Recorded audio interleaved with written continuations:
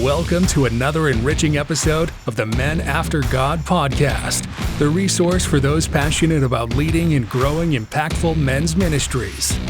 Today, we'll dive into strategies, share insights, and discuss tools to help you inspire and guide the men in your church and community. Let's embark on this journey together to build stronger ministries and foster authentic brotherhood among men. Hey everyone, welcome back to the Men After God podcast. My name is Luke Sorensen. I'm here with Dustin, Ali. We're going to be covering a unique subject today, and the first off is covering that we are not the Men After Bob podcast, because that's our intro to the minute ago and our bloopers. So and you will see that on social media. Yeah, Bob is a minion. Wouldn't follow him. So that being said, we're going to talk about, in all seriousness, though, we're talking about unique perspective on tracking growth, on tracking engagement with men's ministry, and the subject here is the Family Impact Scorecard, a tool for tracking real world change. And what we're talking about is really looking at more than just how many men are involved in the ministry and different metrics that are easy, tangible, of just are people showing up to, where's the real impact and how do we track it? What does it look like to really see the difference in men's lives, in their relationship with their wife, in their relationship with their kids, or other relationship dynamics as well. And so Dustin's got a lot of great stuff here. So Dustin, kick us off and kind of walk us through some of this, because this is a unique thought that I don't believe in all of my years, which is not that many years of ministry, that I've seen this perspective of an impact scorecard at a family level. Yeah, I love this, and my book, Becoming a Man After God, has in it 5 key principles for a man to have in his life to know that you're in balance and rhythm, and you're just, you're not going to burn yourself out, if you will, if you keep these 5 things in focus. And I know that's a lofty promise to be made, but truthfully, when you hear them, I think you'll understand. The first one that we always have to have time for is to deepen our relationship with Jesus. And then we devote time to our family. We develop ourselves, deliver value to others, and then do nothing for Jesus. That's where we intentionally rest. And if you don't have time for all 5 of those, then I'm going to almost guarantee your life's off balance and you've got some things that need to be worked on. Okay. Yeah. Now, we measure stuff like that as leaders because we want to have a great impact. Now, at work, you probably have KPIs, you have a scorecard, you have a schedule you keep. If you're a person who does time blocking or follows some of our coaching material, you understand that we help you develop a core purpose statement that you live from, and your goals are created from, and your schedule is created to accomplish your goals, which means your schedule is based upon who you are in Christ, not what you do for Christ, and you live that out. But when it comes to the family, and as a men's ministry leader, what we want to give you today is really a tool that you can take and hand out and use as an accountability tool with the men in your men's ministry, also in your personal lives. One leadership expert has said, what gets measured gets improved. We've also heard it said, what gets measured gets managed, or what gets what's focused on results focused, or you can't manage what you can't measure, or measure what matters because if you don't measure it, you can't improve it. It's a real simple thought, though. If Luke keeps saying measure for measure, we're going to have a problem today. Okay, yeah, I hope you did. Too much it was proximity with a redneck from Tennessee, man. I just tell you what, we're going to major it and get it done. I have brought Luke's redneck out, and I am proud of it. All right. If I got to have influence on somebody, it's to bring the redneck out in them. All right. But what we measure, I can't say it without even thinking of him saying major now. What we measure gets managed. What are you measuring in your family? Well, and don't think that by reducing it down to a practical scorecard on an Excel sheet or some sort of tracker or something, you're reducing its value or its impact. This is a marriage conversation too, guys. Let me just say this real quick. Some of you, or maybe your wives, feel that if you put her on the schedule, meaning I block out a set of time in my day or in my week where my wife is the most important person and no one gets that time, this is us time for whatever you want it to be. Some would say, well, if I'm so important, why do you have to make time for me? And to me, that's a crazy conversation. And don't please, for the love, do not go tell your wife, I heard a podcast that called you crazy. You want to have an argument? You want to get people mad at me? Go do that. All right. But don't do that. What I'm saying is, if something is so important, I put it in my schedule to make sure no one else gets there, then it's that important to me. And so the same is true when it comes to what we're measuring with our family. What are the important things that we're developing our children with? We're developing good habits in our home with. And are we tracking that? Are we holding our own selves accountable? Now, I want to be forward and upfront. This is an idea and a thought that we've had, and we wanted to bring out in conversation here as I say we, I'm kind of holding Luke onto this now, are going to work at applying this in our own lives as well. Okay. And so we want to ensure that, number one, we're right here with you. We're dads right in the thick of it. And we are working on these things as we go, but we understand these principles and the truth of them. So what are some things you can have in this scorecard that can help you as you continue to grow and develop your family? Well, the first off, I think praying together. How many times does your family pray together? How many times do you pray with your children, with your wife? And do you have a set goal? Now here's the problem, guys. And Luke, you could talk to this for just a minute. When we set goals, I'm afraid many of us are like, okay, I'm going to pray with my wife every single night. I'm going to pray with my children every single night. Listen, I'm not telling you it's not a bad goal. What I am saying, if you aren't doing it at all, to say you're going to do it every day, you might be setting yourself up for some failure. Mm-hmm. It's not that you're not capable. It's that you're trying to, You're trying to swim, but before you've even ever seen a pool.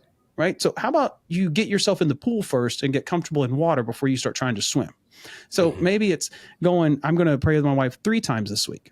You say, well, bless God, Dustin, men should be praying with their wives every single day. Okay, fine. I'm not disagreeing with you, but I am telling you to look at someone who's never done it before and to expect them to do it every single day of their life from that point forward.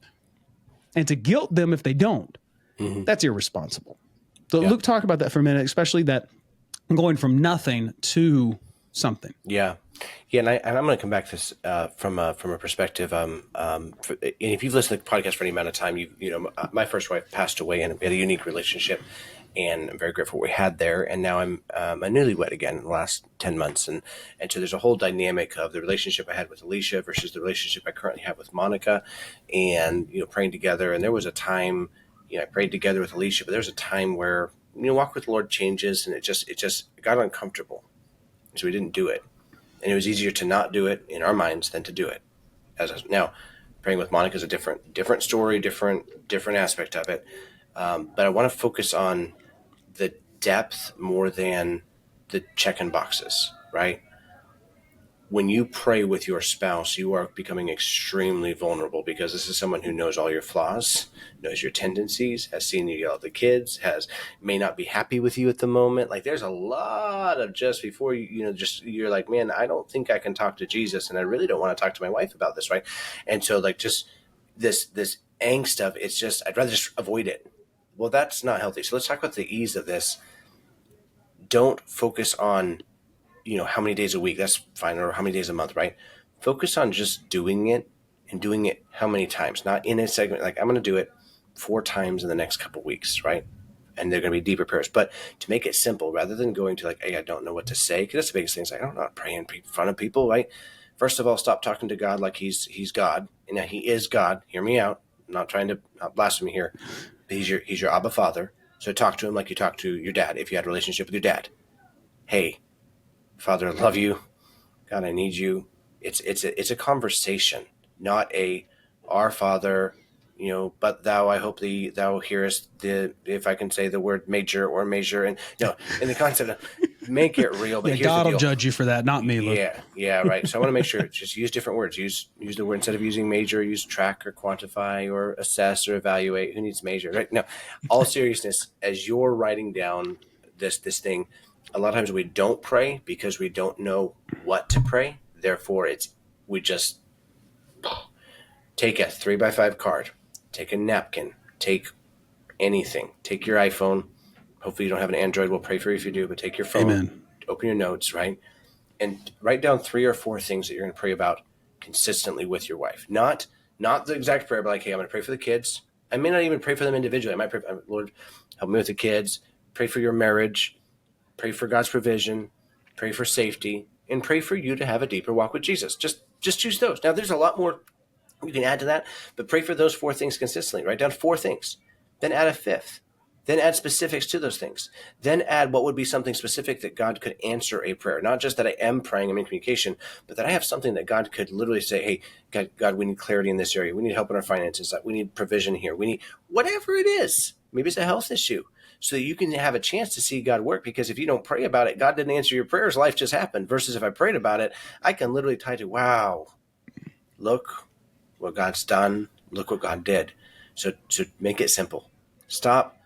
Don't try to be like anybody else. I love to pray. I do love to pray. But I've met people who are severely anxious to pray out loud. I get it. I'm not judging you. But start talking to God by yourself out loud. It'll be easier to talk to God in front of your wife out loud. So stop trying to swim before you get to the pool. Get yourself to the pool and put yourself in the kiddie pool and just say, God, I really struggle praying out loud. Could you help me with this? Yeah. Do you know what's going to happen? God's going to start helping you with that. It's amazing. Look at that. I gave a tip to a guy one time, his wife, and I think I talked about it on the podcast. His wife didn't want to pray out loud with him because she felt it was usurping authority over a man. She was raised in a very conservative Christian home and things. And I offered him the suggestion. I said, what if she wrote her prayers down and you read them? Because he really wanted that intimacy between them, that spiritual intimacy. And so same thing for you guys. Doing something's better than doing nothing. So what's your prayer frequency like? Are you measuring that? That's something that's important. What's your scripture engagement as an individual or as a family? Are you talking about Sunday's sermon?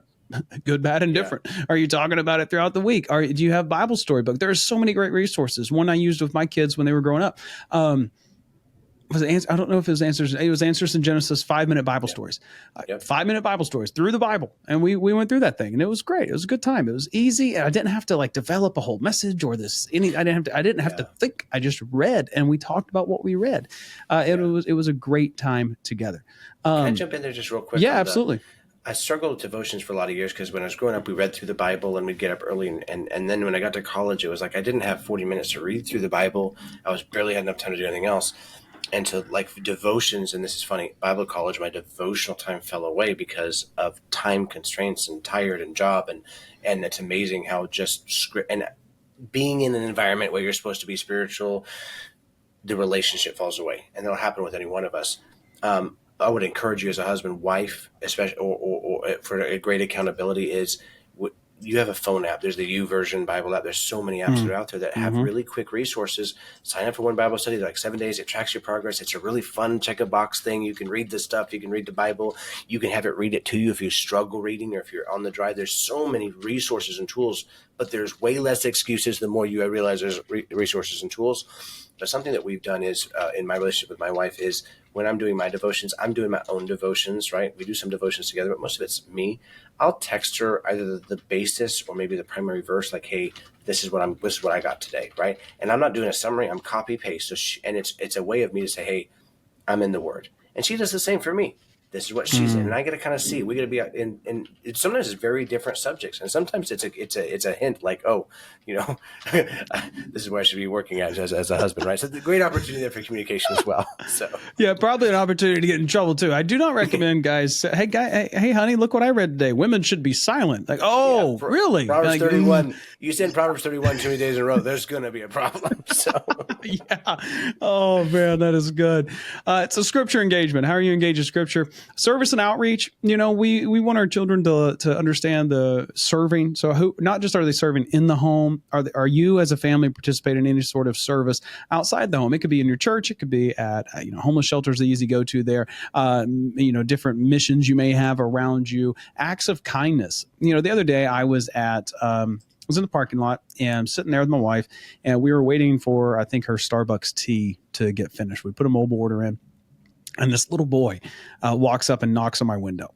And I'm kind of looking at him like, what is this? Why is there some random kid knocking on my window in the parking lot? And then I notice his mom comes walking up behind me and they're dressed where I live in New England. It was very cold out and you could just tell something's up. So I roll my window down and I'm like, hey, what's going on? And he just asked me, he's like, hey, could you help us maybe buy some breakfast or something like that? And she said, yeah, you don't have to give us money, but if you could just help us get some food. I'm like, oh, okay, sure. Right. That little act of kindness. What could you do either intentionally or could you do for your family to see? Now, listen, I'm not one that hands out money to people panhandling and different things of that nature. That's just not what I do. I don't think it's wise to. I think that money gets abused. There's so many better ways to help people than doing that. But what are some ways that you could serve and be intentional about it and do these kind acts and share the opportunities God's given you to do that and how it happened? You're not trying to paint yourself as the hero all the time, but it is okay for your kids to see and hear about you doing good things for other people and for you to bring them along with that. Now, let's go into one that's a little difficult to measure, but it is something to talk about. What's your relational health like? Do you have respectful conversations in the home? Is there forgiveness being practiced? Are you encouraging to one another? Luke, I heard of a school out there in Texas, and I don't have the name of it right now, but I love the idea of it because I have a doctorate, but I hate academia. And that just, I'm a conundrum and an oxymoron, and some people would take the oxy off that, but that's a conversation for another day. But I tell you, I heard about this school out there where their schedule was not a traditional schedule. The kids came in the mornings and they had like 30, 45 minutes of little exercise, and they may have done meditation or something like that. It was a secular school. It wasn't like new age. It was just like take a minute to get your physical health right, get your mental health ready. And then they would have a 2-hour working block where they would take a lot of their stuff. Now, Luke, you were homeschooled, and many people that were homeschooled know that when it comes to assignments and the actual work that needs to be done during a school day, it can get accomplished pretty quickly. So then they would have like their lunch break. Then after lunch break, they'd work in their group, and they were actually building a business. They got the LLC, they were working it, they were growing a business and doing that. And then they did some other stuff. But the close of the day was, hey, there's a smaller school. Obviously, it's a kind of a new concept deal. But they would get into the room, and they all had to say something positive about each one of their peers in the room every single day. And they'd clap and just encourage one another and things like that. And I'm watching this reel. I'm like, this is phenomenal. Because of again, going to academia, the methods of academia haven't changed in over 100 and some years. And we can get into a huge conspiracy story as to why it is the way it is and what Rockefeller did and how it just produces employees for the factories. But anyways, that's not about today. That's not today's episode. But 21st century America and the freedom and the things people desire and how they're wanting to live and the employment opportunities and business opportunities don't always match up with how we're training children through traditional academic methods. Okay. How are you training the children in your home for life? Are you using traditional family methods and not what's actual reality? So how are you helping them encourage one another? How are you helping them have respectful conversations? How are you helping them forgive one another?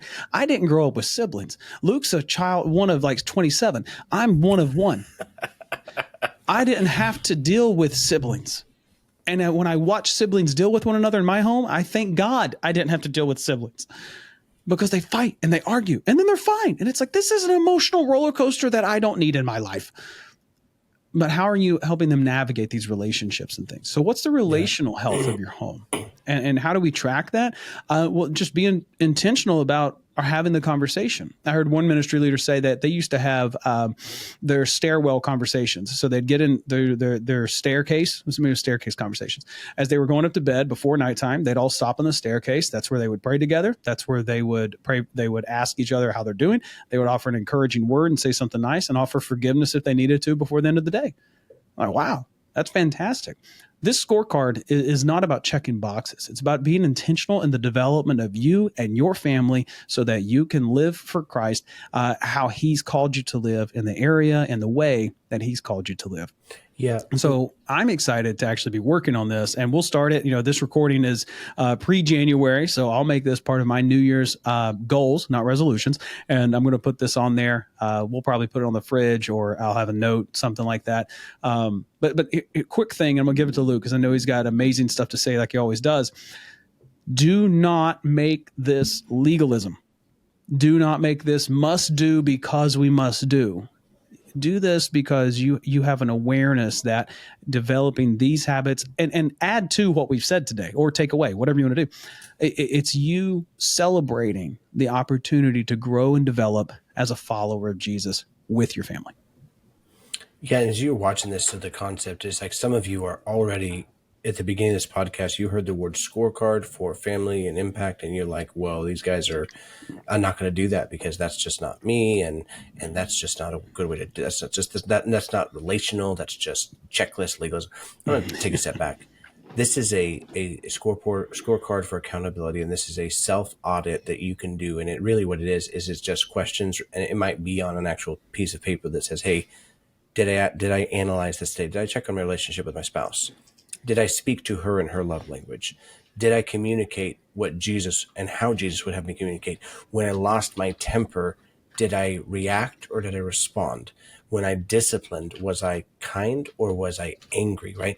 These are ways that we can start to look like, no, what can I do better? Because again, one of the greatest privileges we have in life is the ability to improve ourselves, to be the better version of ourselves, to grow, to develop, to learn. There's a lot of mammals on the earth that don't have that privilege like we do. Don't squander it. To whom much is given, much will be required. And then I'd say this, when it comes to the relationships and the communication in the home, it's going to be easy on day one where you sit down in the family meeting and say, hey, here's what we're going to do, and here's how we're going to do it. And I'm the leader of the home, and I'm going to walk like Jesus and talk like Jesus, and I'm going to be a different daddy. And then that's fine on day one, right? But day two is Monday, right? And on a Monday, suddenly, everyone's late, the food's cold, the garbage didn't get taken out, there's life, there's dishes, the kids didn't put away their shoes, someone stubbed their toe, right? Your children, your wife need to see you respond in a time when they've seen you, like in a setting where it's not perfect.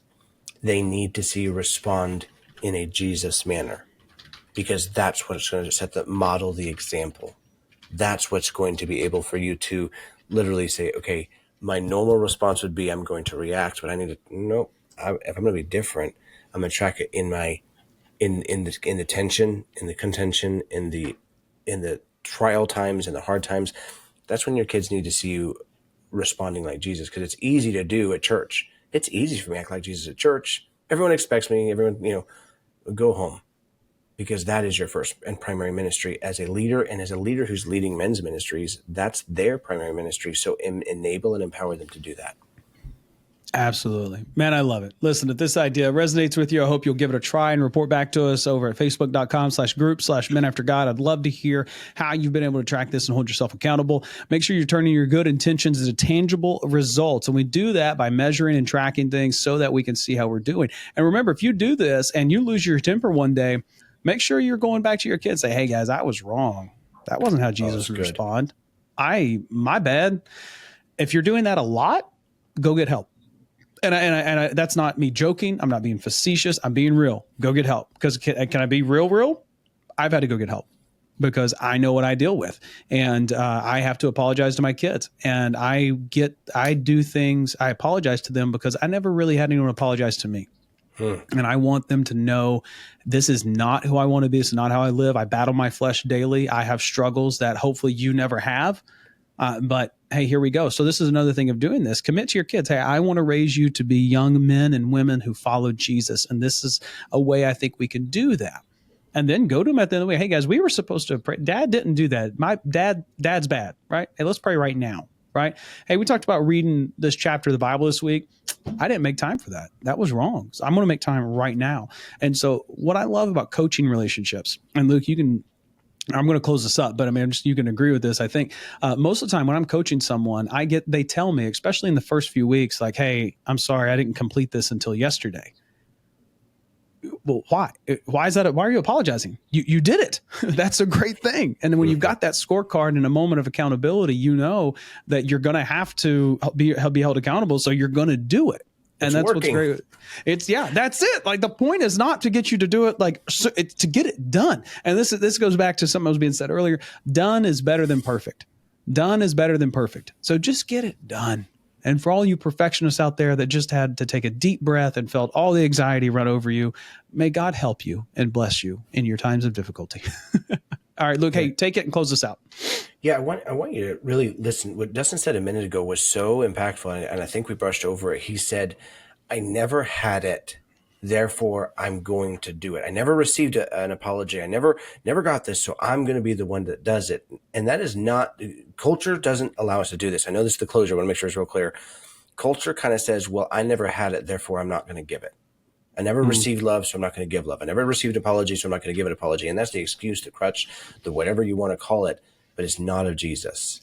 Because you get to be the one to walk with Jesus. What you went through, how you raised is not your excuse to put your kids through something that is not of Jesus. So be mindful of that. I love that transparency and that authenticity of Dustin. I'm not trying to pump him up, but take that approach. Just because I didn't have devotions growing up doesn't mean my kids are not going to have a dad who's going to do devotions growing up. So take the opportunity to say, what do I need to change? What can I change? What did I not get that I need to do? What did I get that I shouldn't have got that I don't want to give to my kids? I'm not going to pass it on, right? And then look at this as an opportunity. Hey, a scorecard is not designed to make you feel bad. It's designed to keep you accountable. It's designed to help you. It's a tool, not a boss. There you go. Absolutely. Love it, Luke. Thanks so much, man. Hey, guys, listen, as we wrap up the month of January, I hope you are still holding true to your New Year's goals and how the vision that God has set forward towards the year. If you need help with that, we're always happy to help hold you accountable over at the Men After God Network. Be sure to connect with us there. Subscribe, like, follow, leave a review, share it with someone, and just continue doing what God's called you to do the way God's called you to do it as you are a man after God. Have a great day, guys. Thank you for joining us on this episode of the Men After God podcast. We hope today's discussion has encouraged and equipped you on your journey. We'd love to hear from you. If you have questions, comments, or would like to partner with us, please reach out at support@menaftergod.net. Stay connected with our community by liking our Facebook page at facebook.com/menaftergodpodcast. For deeper engagement, join our group at facebook.com/groups/menaftergod and connect with other men pursuing God's heart. If you found value in this episode, please subscribe and leave a review. Your feedback helps us reach more men striving to live faithfully. Until next time, stay strong in the faith and continue pursuing after God.